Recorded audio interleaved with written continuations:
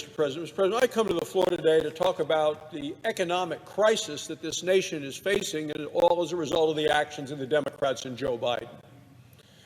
Right now, Joe Biden is on his way to Massachusetts.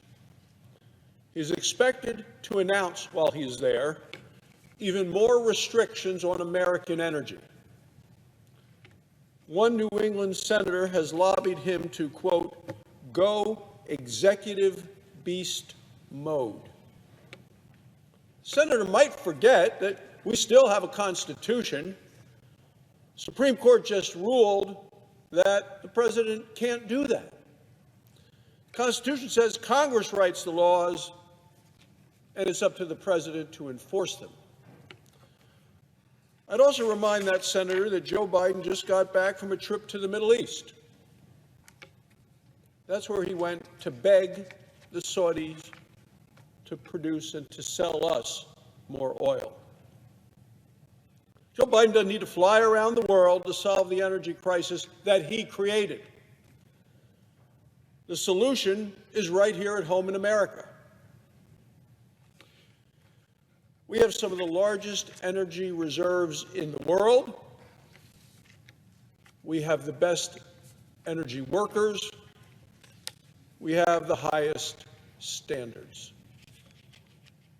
Yet Joe Biden won't let go of his stranglehold on American energy. Joe Biden would rather send our money and more money to the Middle East than let us use the energy we have sitting right here in the ground in the United States. Joe Biden has created the worst energy crisis for our country in the last 40 years, 40 years. Gas prices today in my home state in Wyoming and all across the country are more than $2 a gallon higher than they were the day Joe Biden took office. The spot price of natural gas has tripled under Joe Biden, and that means even higher prices are on the way. Now, natural gas powers half of the homes in America, and the price of that natural gas has tripled under Joe Biden. Last year, Joe Biden's energy policies cost the average American family more than $1,000. It's last year. This year, it's going to be a lot higher than that. Higher energy costs are driving up the cost of everything, almost everything, because energy is such a vital part of our nation's economy. Higher energy costs have led to the worst inflation crisis in 40 years. Worst inflation in 40 years. Under Joe Biden, inflation has hit record highs. In the previous administration, inflation was nearly non-existent. But for 15 months in a row now, prices have gone up, and not just have prices gone up, they've gone up faster and faster than wages have gone up. With every passing month, working families can afford less than they could the month before. This is Joe Biden's America. This is what he brought, and the Democrats who supported him in position and policy after each one after another.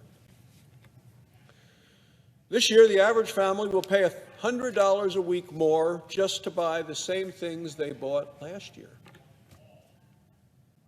Just to stay even, it's $100 a week more. That's over $5,000 for the year. $100 a week adds up very quickly.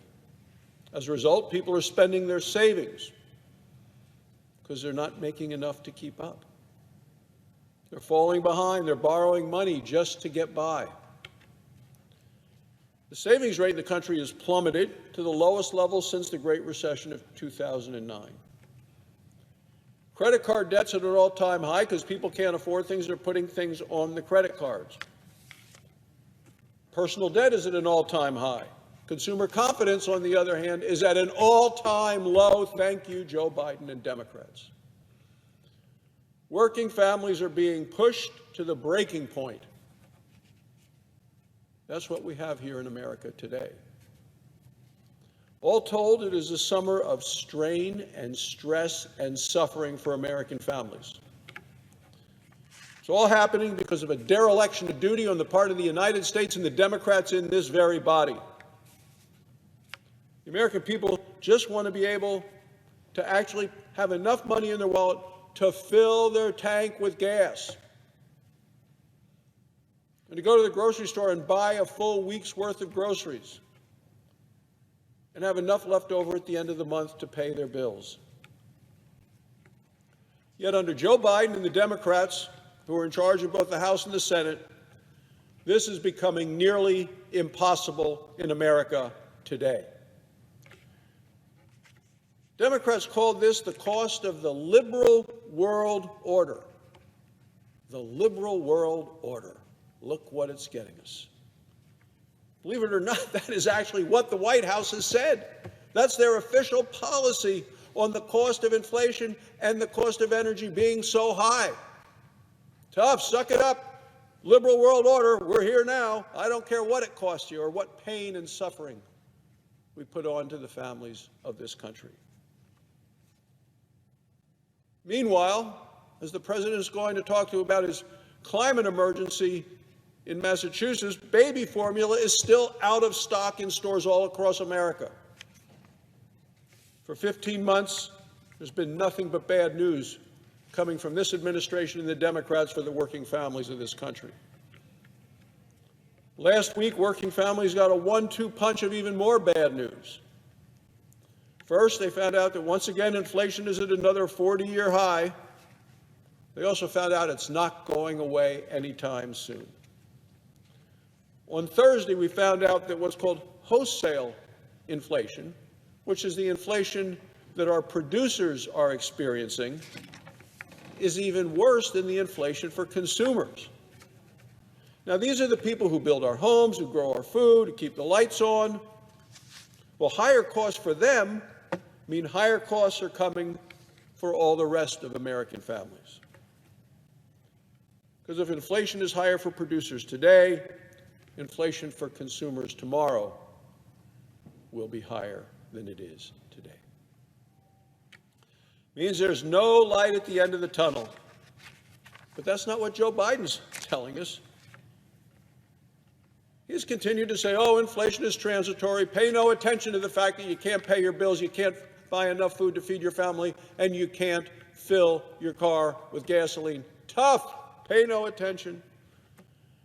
He said on Thursday that the inflation numbers, he said, were out of date. He's out of date. Joe Biden is essentially saying inflation peaked before the 4th of July. That's what he told the American people. Well, remember the last time that Joe Biden said inflation peaked? That was last year. In December, he said it peaked. What's happened over the last 7 months to this country and to families? It's now July, and inflation has broken new records 3 more times in just the last 6 months. Is he clueless? Does he believe what he's saying? And who's surrounding him at the White House? Joe Biden was wrong in December. He's wrong now. He's been wrong every step of the way. And yet Democrats blindly follow him right over the cliff. First, he created the inflation crisis. Then he denied it existed. Oh, then he said it was transitory. I think it was a year ago yesterday he said it was transitory. Then at one point the White House even said inflation was a good thing. Not good for American families, not good for the men and women who go to work every day. Oh, then Biden decided to let's start blaming everyone but ourselves. At every step of this crisis, Joe Biden has told the public things that were simply not true. Joe Biden keeps trying to downplay the pain and the suffering going on all across the country. In fact, 1 year ago yesterday, Joe Biden said inflation would be temporary. He was wrong. The Democrats running Washington right now are completely out of touch. I mean, completely out of touch with the American people as members of this body say, yeah, Joe, go to Boston, declare a climate emergency, proclaim a crisis. There are a lot of crises in America today. Climate's not one of them. There's an inflation crisis, an energy crisis, a border crisis, a crime crisis. There's a crisis in the White House of competence and of credibility. But no, Joe Biden has other things on his mind. A climate crisis. Only 1% of Americans list that as a key item in their lives. Only 3% of Democrats. Only 3% of people under the age of 30. Everybody's focused on inflation. Joe Biden's gone to Boston to talk about climate. We have today in this party, in this country, with the Democrat Party, a government of the elites, by the elites, for the elites. The Democrat Party's completely forgotten about the working men and women of America. For more proof of that, what do the Democrats talk about? More reckless taxing, more reckless spending. When did the inflation crisis start? Right after the Democrats passed their last spending bill in March of last year, when they put $2 trillion on America's credit card. Party line vote, massive government spending, bailed out bankrupt blue states, $2 trillion, triggered inflation, triggered a nightmare, I tell you, that has been robbing the American people $100 bill every single week since then. Well, Democrats must have enjoyed their shopping spree because they spent the second half of last year trying to pass an even bigger, more reckless spending bill. Now here they are again, trying it once again. Was reckless then, is reckless now. And the president's poll numbers continue to plummet because the American people say you're focused on the wrong thing. You're ignoring our needs. You're abandoning the people. You've abandoned them. And that's why so few people think the country is heading in the right direction. And so many people are looking for a change. Democrats don't seem to care. They know they're about to face the voters in November and can see the handwriting on the wall. And they can hear the clock ticking.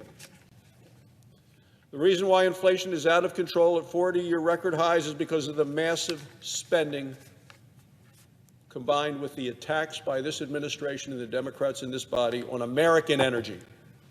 So it's causing the price of everything from gas to groceries to hit one record high after another. The Democrats have spent us into record high inflation. Now it seems that they want to tax us into a recession. The last thing the American people now need is more spending, more taxes, more debt. What we need is more American energy.